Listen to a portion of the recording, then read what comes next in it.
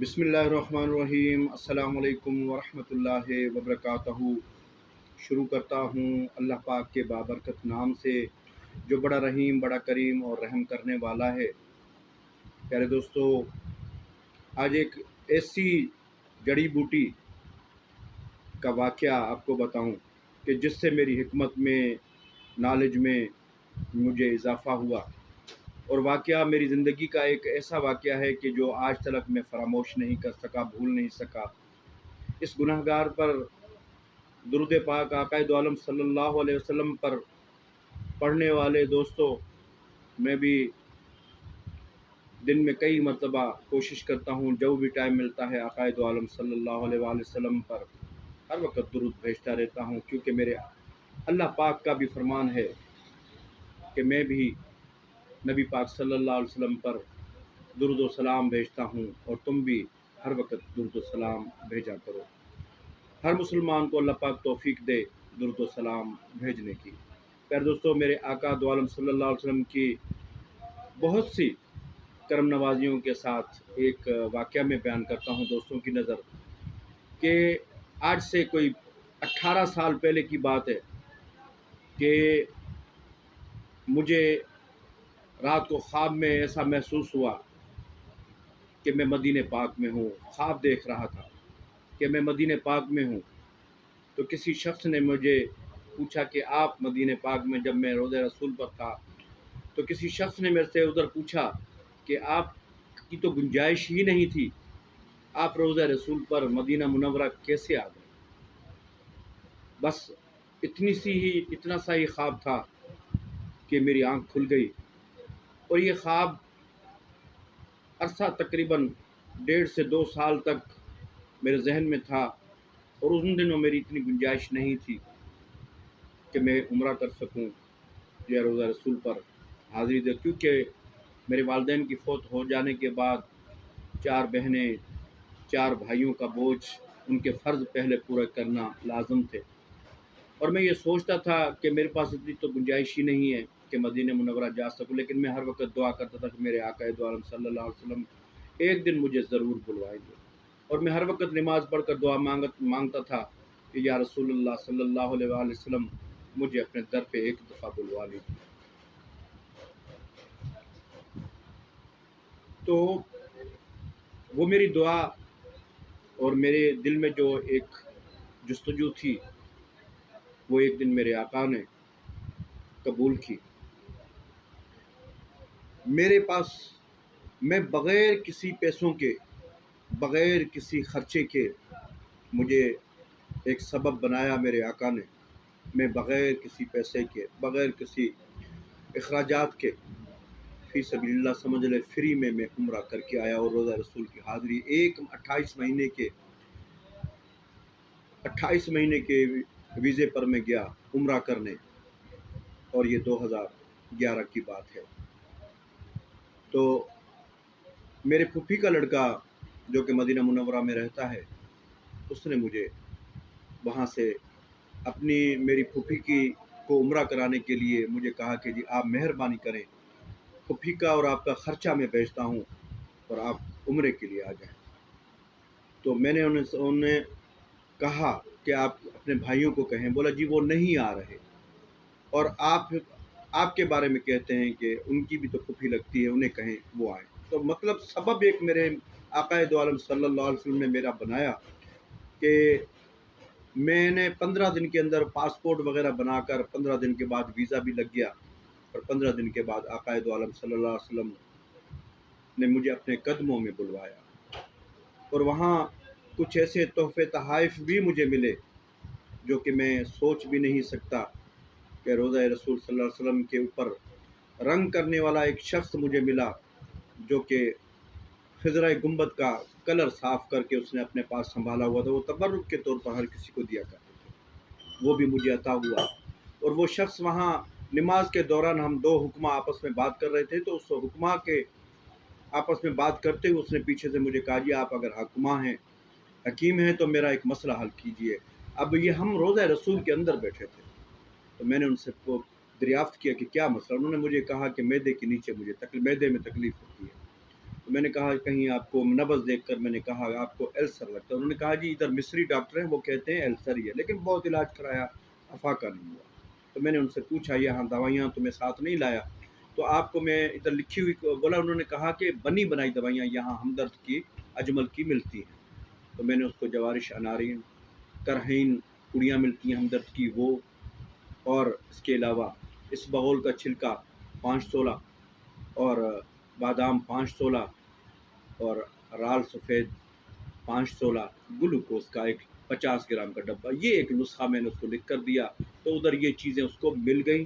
اور اس نے استعمال کی۔ اس نے میری 8 دن میں تھا روزہ رسول پر صلی اللہ علیہ وآلہ وسلم کے، وہ 8 دن تک میری خدمت کرتا رہا۔ حالانکہ میری اپنی ادھر رہائش تھی، کسی جن دوستوں جس پھوپھی کے لڑکے نے مجھے منگوایا تھا، انہوں نے رہائش کا بندوبست کیا ہوا تھا، لیکن میرے آقا نے، میں صبح کو فجر کی نماز پڑھ کر آتا تھا، تہجد میرے مالک نے ادھر ہی نصیب کی۔ مطلب یہ کہ اللہ پاک نے مدینہ منورہ میں مجھے بغیر خرچے کے مجھے بلوایا، اور وہاں جو تحائف ملے، اللہ پاک کا میں لاکھوں کروڑوں دفعہ شکر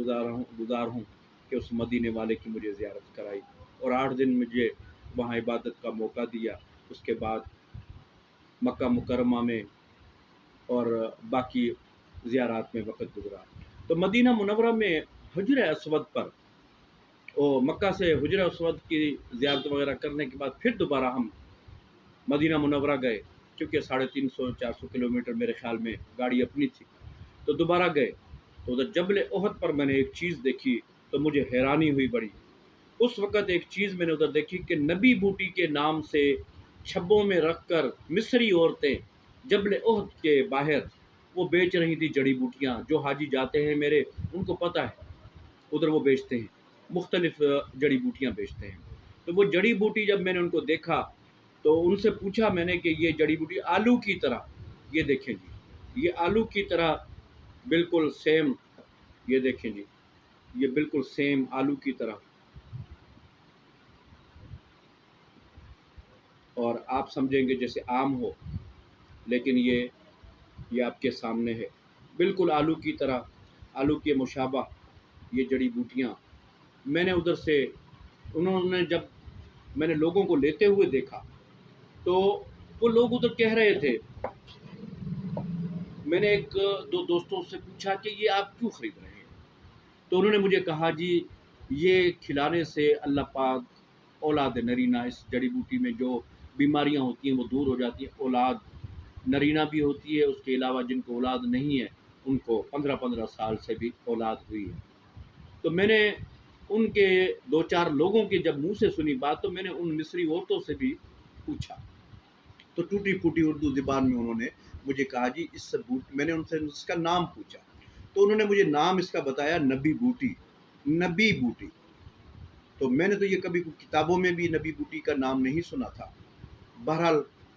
یہ نبی بوٹی کے نام سے ادھر فروخت کرتی ہے، 2 ریال کی، آج سے یہ 2 سال پہلے میں نے منگوائی ہے کسی دوست سے، تو 2 سال پہلے بھی یہ 2 ریال کی ایک دانہ کے حساب سے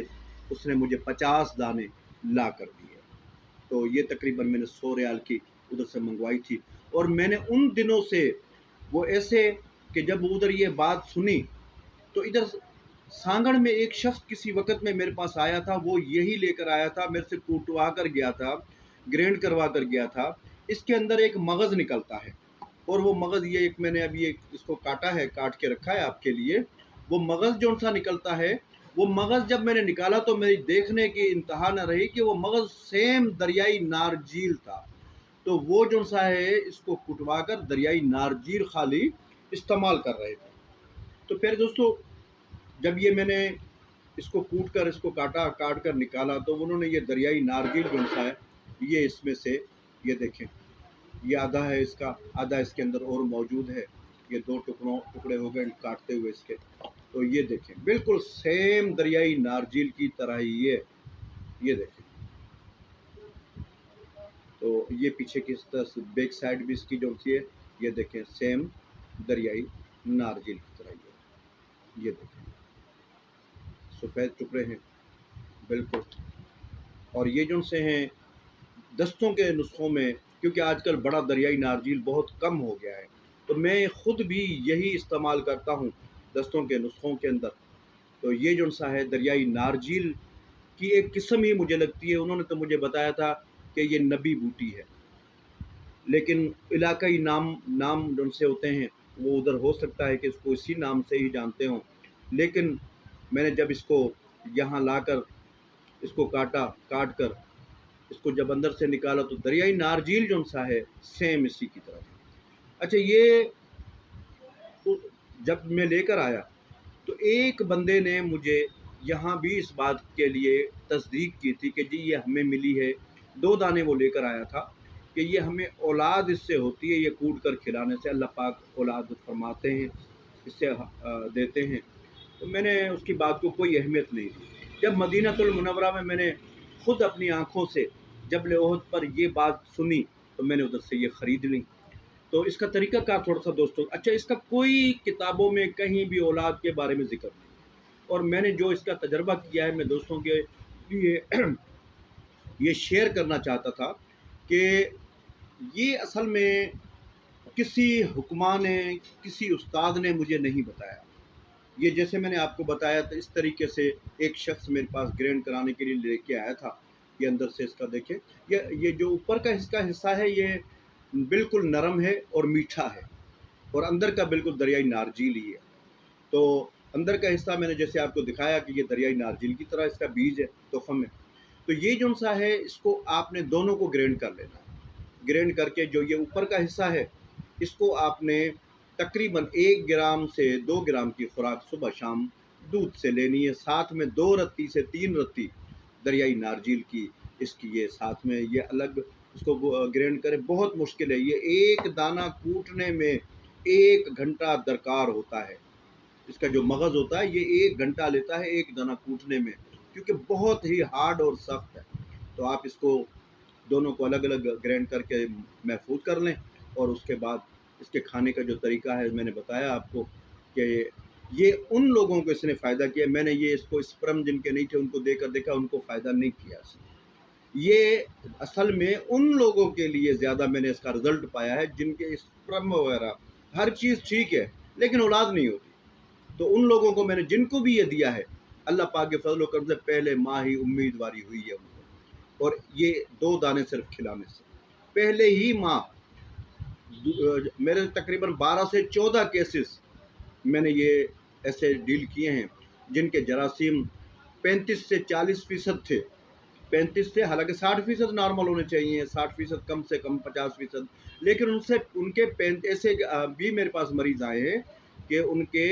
35 سے 40% جراثیم تھے۔ اللہ پاک نے ان کو، میری اپنی سسٹر ہے اس کو میں نے یہ کوٹ کر دیے تھے، 3 سال سے اس کو اولاد نہیں تھی، تو آج اللہ کے فضل و کرم سے 4 بیٹوں کی ماں ہے۔ 3 سال 4 سال اس کو میں نے اس کے جراثیم جب اس کے شوہر کے ٹیسٹ کرائے، کیونکہ انہوں نے پہلے وہ مانتے نہیں تھے بات میری، جب میں نے ٹیسٹ کرائی ان کی جراثیم ٹیسٹ کرائے تو اس کے 35% تھے۔ یہ میں نے 1 مہینہ کھلایا، اس کے بعد میں نے ٹیسٹ نہیں کرایا کہ اس کے جراثیم کل کتنے بڑھے، لیکن اگلے ہی مہینے امیدواری ہو گئی اور اللہ پاک نے پہلا ہی بیٹا دیا، اس کے بعد دوسرا بیٹا 2 سال کے بعد، پھر 2 سال 2.5 سال کے بعد تیسرا، اس طریقے سے لگاتار اللہ پاک نے اس کو اولاد عطا کی۔ یہ اسی طریقے سے کئی لوگوں کے جن کے 35 سے 40% بھی جراثیم تھے، ان کو کئیوں کو بچیاں بھی ہوئی ہیں اور کئیوں کو بیٹے بھی ہوئے ہیں۔ مطلب یہ کہ اللہ پاک نے ان کو اولاد کی نعمت سے نوازا۔ آپ بھی منگائیں، اس کو پاؤڈر کریں دونوں کو الگ الگ، اور اسی طریقے سے دودھ کے ساتھ کھلائیں۔ گرم چیزوں کی پرہیز کریں، زیادہ سے زیادہ سرد چیزیں استعمال کریں، تو انشاءاللہ اللہ پاک آپ کی جھولی بھی بھرے گا۔ جو میرے بے اولاد جتنی بہنیں ہیں، شادی شدہ جتنی بھی میری بہنیں ہیں، اللہ پاک جو اولاد کی نعمت کے لیے ترس رہے ہیں، دعائیں مانگ رہے،